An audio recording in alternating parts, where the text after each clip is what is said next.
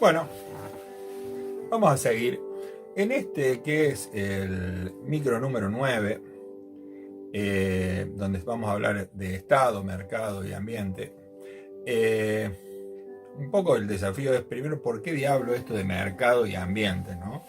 Y la cuestión tiene que ver con que nosotros no nos estamos haciendo cargo de manera habitual que somos hombres económicos, ¿no? Sin economía no podemos vivir y esta pandemia nos lo está haciendo sentir de manera muy dura a todos nosotros. Necesitamos de la economía, pero básicamente la gran pregunta que uno se viene haciendo desde siempre, y a lo mejor en términos demasiado técnicos, que quizá un economista lo explique mucho mejor que yo, es cómo internalizar las externalidades de los procesos productivos. Básicamente, una vez un economista me dio un ejemplo. Si yo me dedico a la producción de petróleo, a la extracción de petróleo, yo sé que el petróleo se va a terminar de acá a 30 años. Ese hecho que se va a terminar en 30 años es una externalidad al proceso de producción de petróleo. De acá a 30 años no va a haber más petróleo. Por ende, el costo inherente al petróleo ya no es el costo de producción más el costo de la ganancia, más el costo del transporte y demás, sino que tiene que tener internalizado el costo de que de acá a 30 años, si es que llegamos con este cambio climático generado por el propio petróleo, tiene que tener internalizado todos los costos de investigación para asegurarnos que en 30 años o antes ya haya energías alternativas que sustituyan eso que estamos destrozando en este momento. Eso es básicamente lo que hay que hacer. Cuando hablamos de internalizar en el costo una externalidad, en realidad lo que estamos diciendo no es más que eso. ¿Está bien? Me pareció un ejemplo absolutamente claro. Algo que se está por terminar, de golpe, yo lo tengo que pagar, pero ¿qué voy a estar pagando? Estoy pagando la investigación para que haya algo que lo sustituya y para que mis hijos y mis nietos puedan gozar de energía limpia, en este caso, que sería mucho mejor. Eso sería una externalidad. Ese es un punto importante. Ahora, ¿cómo hacemos esto? Porque todo parece fácil hasta que alguien te dice, bueno, a ver, propone algo. Y la cuestión que surgió inicialmente tenía que ver con una cuestión de generar una serie de instrumentos que se llamaron instrumentos económicos de control ambiental. ¿Está los primeros instrumentos que se generaron eran instrumentos de tipo coercitivo. ¿Está bien? O sea, eran instrumentos directos. Se prohibían hacer determinadas cosas, se permitían hacer determinadas otras por ley y usando como mecanismo para controlar, el decir si una cosa estaba mal, ibas a la cárcel básicamente, tenías un juicio o eras condenado, y sin la otra opción eras exonerado. La creación de instrumentos ambientales apunta a que haya una suerte de mercado que empiece a regularse por sí mismo, por esa vía del instrumento económico, que ya empiece a circular dentro de las empresas de alguna forma este tipo de instrumentos. Ahora, ¿cómo hacemos a ver si eso funciona o no funciona? Esa es la clave, ¿no? Porque instrumentos económicos se crearon muchísimos, ¿sí? Yo le puedo enumerar algunos antes de hablar de lo importante. El primero eran los impuestos de emisiones. Si yo emito a la atmósfera una determinada cantidad de contaminantes al aire, emito ruido, o emito contaminantes al agua o contaminantes al suelo, pago una determinada cantidad de dinero que luego tiene que venir para remediar esto que genere. Eso era el famoso el que contamina paga, digamos, ¿no? Ese era uno de los instrumentos ambientales primeros. Luego vinieron las tarifas o impuestos por usuario. Esto sí se usan, digamos. Si sos usuario de la red cloacal, pagás un determinado canon por ser el usuario, independiente de cuánto lo uses, porque no hay caudalímetros al respecto. Otra posibilidad son los permisos transferibles. Eso significa poder calcular cuánto resiste una cuenca. Supongo una cuenca atmosférica resiste tantas toneladas de óxido de nitrógeno. Entonces yo le voy a asignar a cada empresa, de acuerdo a su volumen, a su tamaño y a montones de cuestiones, de datos, una cantidad posible de emisión de óxidos de nitrógeno, de lo que estábamos hablando. Si la empresa emite de menos, ella se queda con un bono, con un bonus track, con un extra, que lo puede vender a la empresa que emite de más. De esa forma yo como Estado se controlo solo porque nunca me voy a pasar del límite. Si una tenía 10 para emitir y la otra tenía 5, pero se invirtieron los roles, mi cuenca va a seguir teniendo 15 y entre ellos hicieron un negocio. Punto, fin.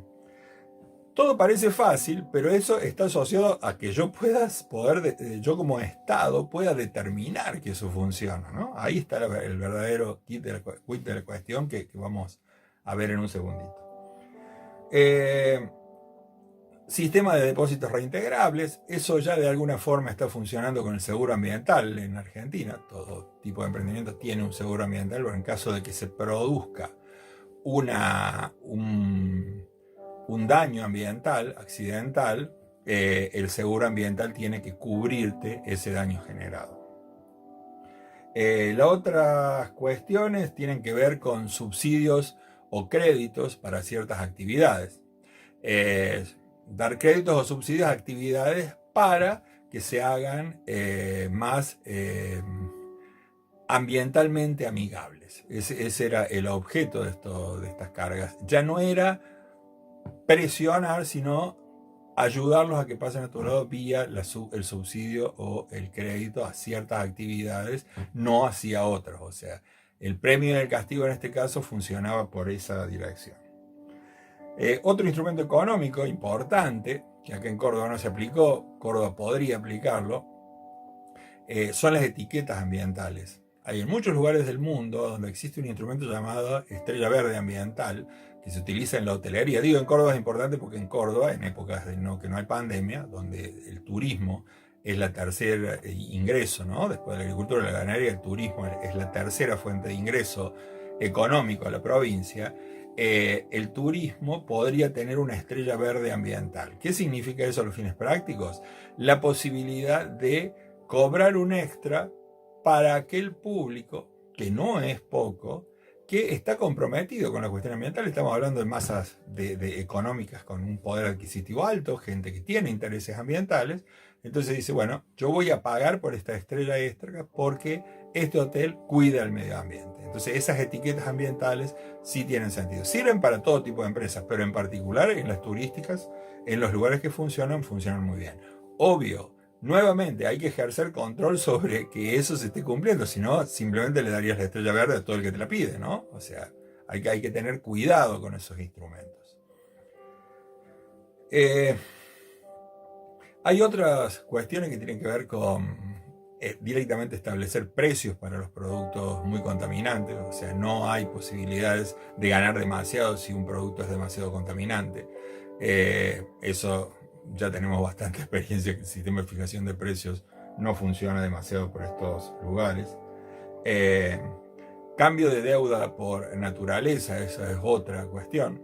O sea, una empresa tiene una deuda impositiva, a cambio de eso te entrega parte de su patrimonio, un campo con bosque, para que esta cuestión, esta naturaleza que te entrega, caucione o pague sus deudas. La otra cosa que se utiliza acá es el cobro de servicios ambientales en áreas protegidas. O sea, cuando uno va a un área protegida de visita, debido a que todo eso tiene un costo, uno paga una entrada. Eso también está funcionando. Y hay otras posibilidades. Pero básicamente todo va a girar en torno a estas tasas debidas al uso, al abuso, al consumo de ciertos productos, ¿no? O sea, tratar de internalizar los costos por vía de premios o castigos a las empresas más o menos verdes. Ese es básicamente. Y si es posible que las interacciones económicas se realicen entre ellos. Ahí es a donde entra la parte esta del mercado y del ambiente. Ahora, ¿funciona esto? ¿Tiene algún tipo de sentido? Los ambientalistas acérrimos cuando vean esto, acá cortan y dicen es barato, hay que matarlo.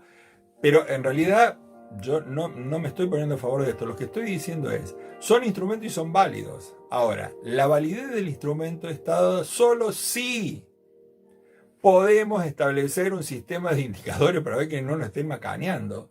Porque si no, estás entregando el control a manos privadas que están mostrando que no son capaces de controlarse en la destrucción ambiental. ¿Está bien? Entonces, el rol del Estado, en vez de ser de control directo, es de un control indirecto vía un indicador. ¿Está bien? ¿Y cómo funciona eso? Bueno, el indicador más viejo, digamos, quizás el más simple, pero el más viejo, por eso es el que le voy a dar para explicarlo, es un indicador que se llama indicador de presión, estado, respuesta. ¿Qué significa eso? Nosotros tenemos que saber, yo decía al principio, esta cuenca atmosférica tiene una capacidad para soportar tantas toneladas de un determinado contaminante. Bueno, eso significa que yo tengo que poder determinar, tengo que tener un instituto de ciencia, un observatorio ambiental como el que hubo en Córdoba, hace ya 23 años y algo, que se creó el 22 de abril de 1997, se creó el observatorio ambiental y funcionó 4 años. Hoy está bastante apagado, está con la llamita apenas prendida. Ese instituto tenía esa finalidad, generar un dato válido para poder determinar cuál era la capacidad de cada cuenca. O sea, la cuenca puede ser hídrica, puede ser suelo, puede ser agua, puede ser aire, puede ser la que sea. En cada contaminante vos determinás cuál es la capacidad y esa capacidad no puede ser superada. ¿Está bien? La superación o el número, ¿cuánto es lo que puede soportar una cuenca? Es la presión que vos podés ejercer sobre la cuenca. Esa es la primera P del índice, presión.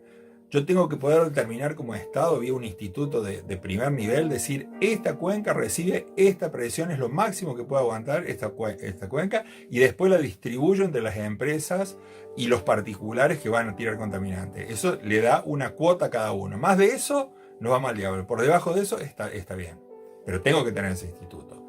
Segundo, Estado. Tengo que ser capaz ya no solamente de verlo de la fuente, sino que estar midiendo en todo momento el estado al que se arriba en el día a día en la fuente. Que yo no pase, porque yo puedo tirar una cantidad de óxidos de nitrógeno, de lo que estamos hablando, y todos me dicen que está bien, porque yo calculé los valores de cuenca, pero yo tengo que poder medir el día a día, porque si los valores están disparando, los valores que respira la gente por encima de lo calculado, significa que las empresas me están haciendo trampa y la gente me está haciendo trampa. Entonces el Estado es fundamental que yo lo pueda medir con absoluta precisión, porque eso va a generar una respuesta. La respuesta es el instrumento normativo que va a complementar las cuestiones económicas con sanciones también administrativas para aquellos que no cumplieron.